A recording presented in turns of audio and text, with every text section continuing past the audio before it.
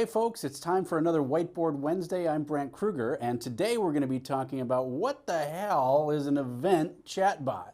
So, easiest way to think about chatbots is to think about digital assistants. So, whether it's the Amazon or the Google or some of the other ones that are out there, Siri, chatbot is kind of like a digital assistant in the fact that I don't know about you, but once these things started invading my home, I started with one, and then I had two, and then I had three, and next thing I know, I'm talking to my house and all the things. But what do we use these assistants for? We use them to ask them simple questions and get the answers. My daughter asks the Google Assistant every single day, HG, what is the weather going to be today? And the weather, and then she knows how to dress for the weather that's going to be that day. So these types of digital assistants that are becoming more and more popular, that's really what we're kind of talking about when we're talking about this type of digital assistant. All of these things use kind of a flavor of AI. It's not really true AI, it's what's called natural language processing.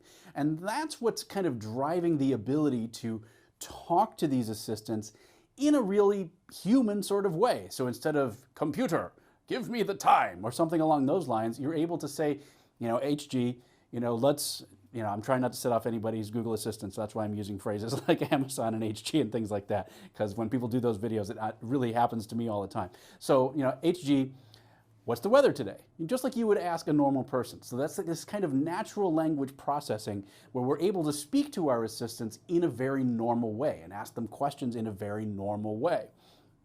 Now, the difference between those things and a chatbot is really pretty simple. The chatbot, you're just typing away. So whether it's on your phone or on a computer or something along those lines, you're just using a text-based digital assistant. You're still fundamentally doing the same thing. You're asking a question and then it comes back. So now when we talk about an event chatbot, right, we've got a chatbot that's specifically designed to answer questions about that event.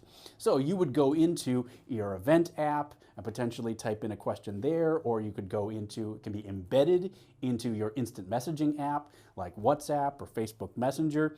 One of the easiest ways to implement a chatbot is actually just to use SMS texting. So you're able to text your question to a certain number and then get a response just straight up through SMS, or it can be embedded into a web page. You see these things online all the time now, right? You go to a web page and a little chat box pops up and says, hi, I'm so-and-so. What can I answer for you? And most of the time, it's probably not a real person behind there just waiting for you to land on their web page and say, oh, there's a person on the page, I need to send him a chat box. So it's usually some kind of chat bot to kind of qualify the question and answer the most basic questions before kicking it up to a human. So same thing in events, right? We design a chatbot that says, whether it's coming in through the event app or SMS or something along those lines, where we're asking, where is the reception tonight? And then the chatbot responds, it's down by the patio, by the beach, and along those lines. And by the way, the dress is resort casual, so be sure and bring your flip-flops or something.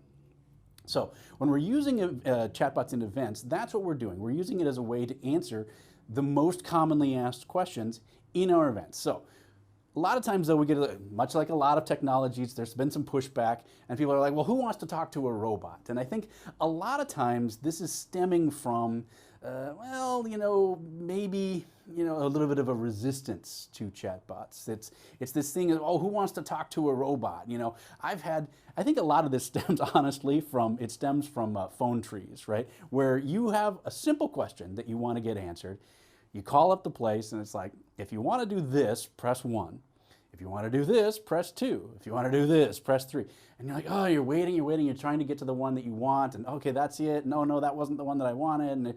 And so people think about this when they think about robotic, artificial intelligence customer service, right? And so I think that's where a lot of this resistance comes from, that people have had bad customer service experiences using technology. The difference here, though, is instead of having to go through a phone tree or even an event app, right? So if you want to find information in an event app, you have to go in and find it and go, okay, there's the agenda, and now okay, go to the reception. All right, now where's the reception? And click on that page and hope. When really all you want to do is get an answer to your question, right? You just want to get a fast answer to your question. People just want quick answers. They don't really care whether it comes from a robot or a person. They just want to be able to go, where is the reception tonight? And get a concise and quick answer. Now, in the example that I gave, where we're saying, okay, where is the reception, right? Most of the time, you'd have to go into the event app, open the event app, hope that it doesn't have any updates it's got to pull from the web, wait for it to update, go into the agenda, scroll down to the reception, click on the reception, and hope that in that entry it says the reception is down by the down by the beach. It's on the patio down by the beach. Using an event chatbot, all you'd have to do is type in the number in your SMS application, in your text application, so text 70006, and say, where is the reception tonight? 5 seconds goes by, boom, comes back, there's the response. It's down by the beach, on the patio, bring your flip-flops. So it's giving you even more information even than you might have been able to get necessarily on that thing. So who wants to use a robot? A lot of people out there. Let me give you a couple of statistics. I want to make sure I get these right. So in 2017, the number of voice-activated assistants, the number of people using the Amazons and the Googles and things like that, it went up 128% to over 35 million people, just in 2017. 2018, they're on pace to do even more than that. And by 2022, over half of US households will have some kind of voice-enabled speaker in them. So people are definitely using this type of technology. We want to just ask a question and get a response. Ask a question and get a response. And the same goes for chatbots. 60% of millennials have used a chatbot in one form or another. Of those, 70% said they had a positive experience with the bot. Of those that hadn't tried it, 50% said that they would be open to trying it.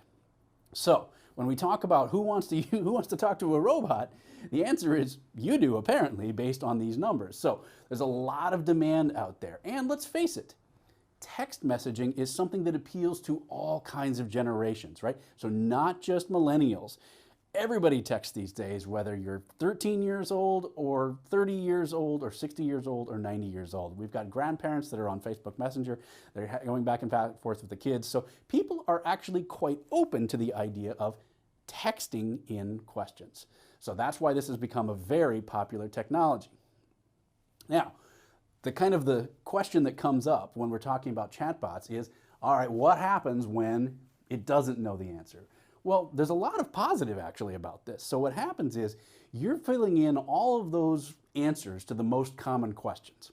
Where's the bathroom? Where's the reception? Where's the general session? All of these things that you and your fellow workers at the event, right? All of your employees or the other people that are working with you, these are the things you get asked 100 times. The people at the registration desk get asked these things 100 times.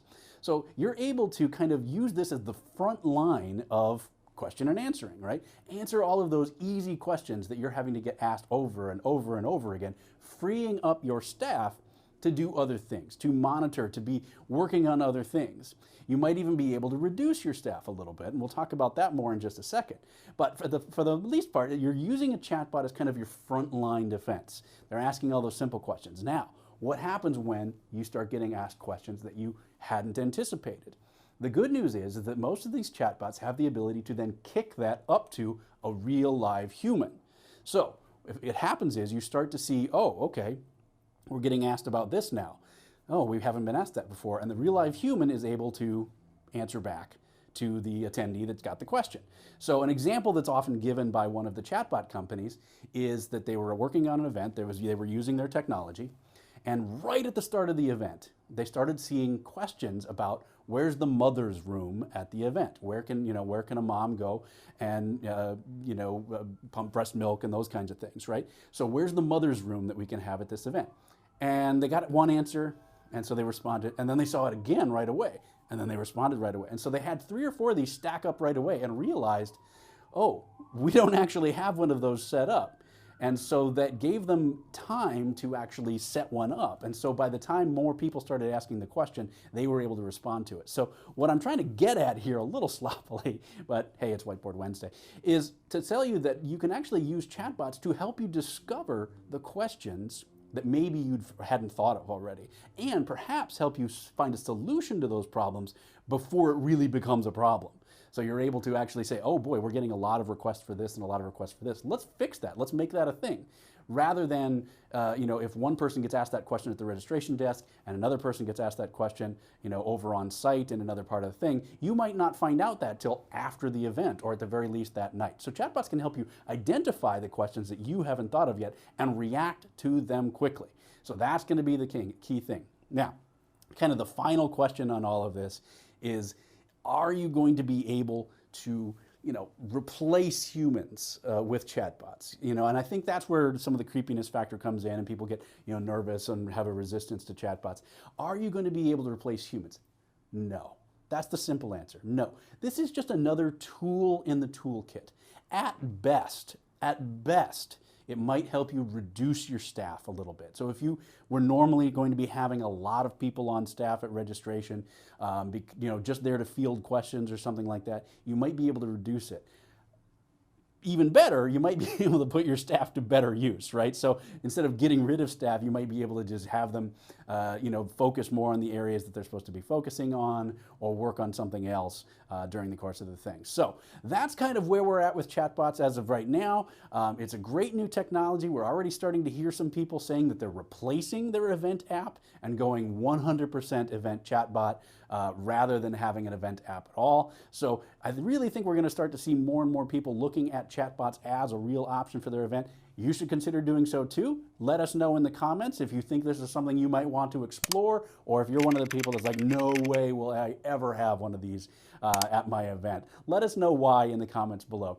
Please do give us a thumbs up. If you can't give us a thumbs up, please let us know why in the comments. Maybe we can do something better with these Whiteboard Wednesdays. Let us know what more topics you'd like to hear about, and we'll try and get to those as well. In the meantime, if you like what you're hearing, be sure and hit the subscribe button, and that way you'll have these Whiteboard Wednesdays beamed into your inbox every week, at the very least on YouTube.